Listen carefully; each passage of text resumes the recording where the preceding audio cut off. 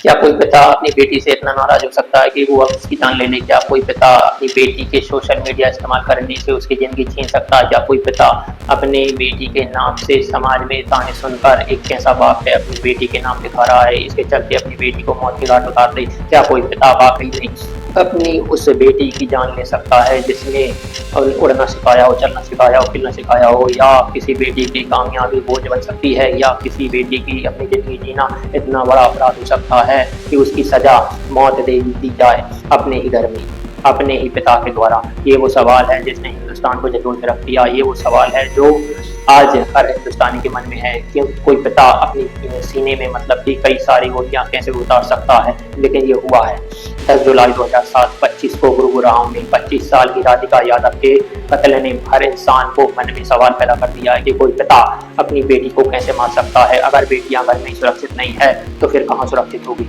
राधिका यादव का पिता राधिका की सब कुछ था। वो पिता जिसने राधिका को टेनिस का रैकेट थमाया, उसे खेलना सिखाया, उसके अकेडमी खुलवाई। लेकिन एक रोज घर में किचन में पिस्टल उठाकर उसके सीने में गोलियां दाग देता है। ये सिर्फ हत्या की कहानी नहीं है बल्कि परिवार, समाज और सोच की टकराव की एक दर्दनाक दास्तान है। गुड़गांव के वजीराबाद में 10 जुलाई 10:30 बजे धमाका होता है। लड़की राधिका यादव, चाचा कुलदीप यादव, उन्हें लगता है कि शायद किचन में कुछ गिर गया या प्रेशर कुकर फट गया। वो भागते हैं, लेकिन वहाँ जो तस्वीर दिखाई पड़ती है वो रूह कमाने वाली थी। किचन में राधिका का खून से लथपथ पड़ी थी और सामने उसका पिता हाथ में पिस्टल लिए खड़ा था। पुलिस के माने तो राधिका का 5 गोलियां दागी गई, लेकिन तीनों से लगे 4 अस्पताल लेके पहुंचे, तब तक वो मर चुकी थी। पिता ने पुलिस के सामने कबूल कर लिया कि उसने अपनी बेटी को मार दिया। लेकिन सवाल ये है कि क्यों? राधिका कोई साधारण लड़की नहीं थी, शानदार खिलाड़ी थी, टेनिस की अच्छी रैंकिंग थी, कई राष्ट्रीय अंतर्राष्ट्रीय टूर्नामेंट खेले थे। गुरुग्राम में अपने ही दम पर एक अकेडमी बनाई थी। एक इंडिपेंडेंट लड़की जो जिंदगी जी रही थी। क्या यही उसकी आज़ादी है?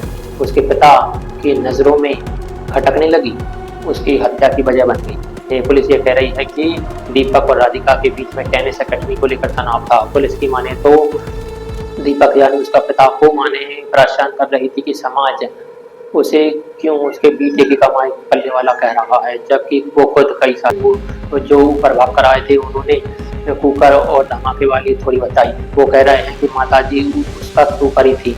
लेकिन सवाल ये है कि जिस लड़की की मौत हुई उसकी माँ ऊपर थी पिता के साथ, तो फिर वो झूठ क्यों बोल रही है? क्या छिपा रही है? या कुलदीप जो चाचा है वो झूठ बोल रहा है? दोनों में कोई तो है जो एक झूठ बोल रहा है, जो कहानी को छुपाने की कोशिश कर रहा। दूसरा, राधिका का भाई धीरज कहाँ था? ना पुलिस को ना परिवार को उसका ठिकाना पता है। घर पर था, नहीं था, कहाँ गया? मतलब कि तो था तो वो चुप क्यों है? तो सुबह के वक्त जब पूरा परिवार आमतौर पे साथ था, भाई और माँ और क्यों गायब थे? और फिलहाल वो कहाँ थे? क्या भाई का भी इस घटनाक्रम में कोई इन्वॉल्वमेंट है? या क्या कहानी बहुत सारी थोड़ी है? मतलब कि पुलिस की थोड़ी के अनुसार मतलब राधिका के जन्म किचन में खाना बना रही थी, तब दीपक ने गोलियां मारी। पुलिस ये मान रही है कि कोई उससे गोलियां मारी गई, मतलब कि ये साफ साफ बताता है कि हत्या पहले सोची समझी थी। लेकिन सवाल ये है कि पड़ोसी ताने मारेंगे, इज्जत पे सवाल आएंगे कि ये नाच गाना क्यों कर रही है। लेकिन सवाल ये है कि डर इतना बड़ा था कि बेटी की जान ले ली।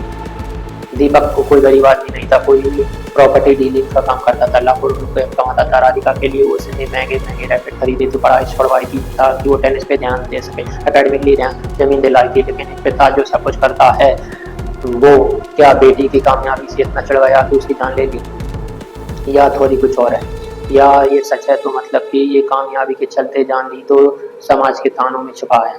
लोग कह रहे हैं कि बेटी की कमाई खा रहा है। तो क्या यही बात उसके अहंकार को चोट पहुंचा रही थी? क्योंकि भारत में बेटियों की कहानी गर्व का विषय है और लोग बेटे ने पिता का नाम रोशन कर दिया। जब बेटी कमाती है, नाम बनाती है, परिवार को संभालती है, तो समाज तंज कसता है। कहते हैं बेटी की कमाई पे जी रहा है, बेटी की कमाई खा रहा है। 2023 के स्टॉक रिपोर्ट कहती है कि संकर परिवारों में बेटी की काम करने को अक्सर शर्मिंदगी माना जाता है। क्या राधिका की आज़ादी उसकी सफलता इसी सोच को चुनौती दे रही थी? या हत्याकांड मतलब कि सोशल मीडिया मनोरंजन नहीं बल्कि परिवार को तनाव का कारण बन गया है? भारत में 78% लोग इंटरनेट का इस्तेमाल करते हैं, औसतन हर रोज 6 से 7.5 घंटे इस पे बिताते हैं, दिन भर रील्स चलाते हैं। जब परिवार सोशल मीडिया इंटरफ्रेंस तो तनाव की घटना हो जाती है। हल्के साल रील्स और मोबाइल इस्तेमाल कर कई हत्या हुई है।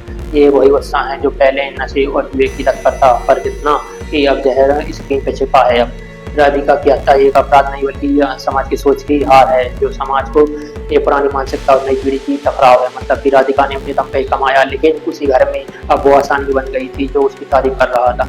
ये घटना सोचने पर मजबूर करती है कि समाज के तौर पे हमें सोच बदलनी पड़ेगी। बेटी की कमाई और उसकी आज़ादी सपनों पे गर्व करना पड़ेगा। हम नहीं बदले तो कई राधिका ऐसी होगी। राधिका की कहानी चेतावनी